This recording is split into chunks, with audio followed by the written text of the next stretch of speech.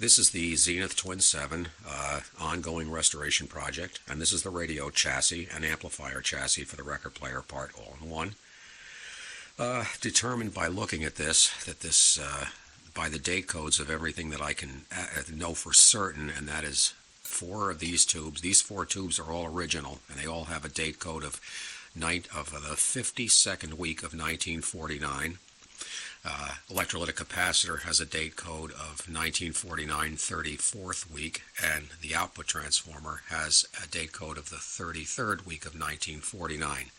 Tuning condenser has a date code of 1947, not unusual because tuning condensers were generally bought in huge quantities and they don't go bad on the shelf, so it wasn't unusual for a manufacturer to order a lot more than they needed and carry it over for the next years.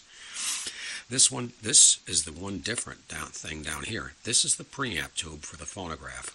They call it preamp. It's actually an oscillator tube.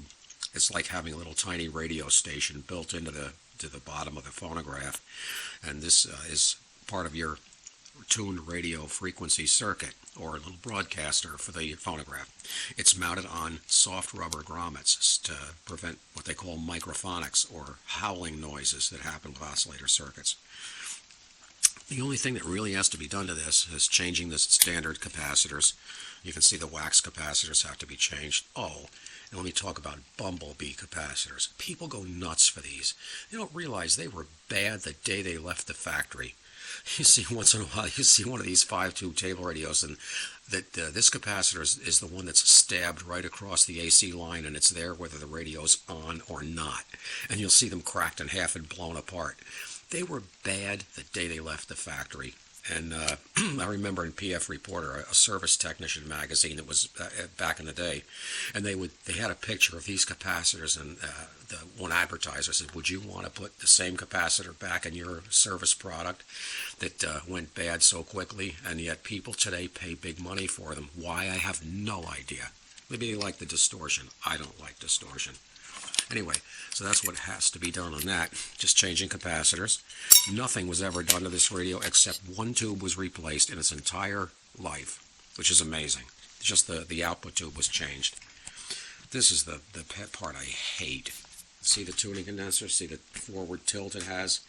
That's because the rubber grommets that hold it to the chassis have hardened with age. They shrunk and they hardened, so it's tilting forward, and it does create some slippage on the dial cord.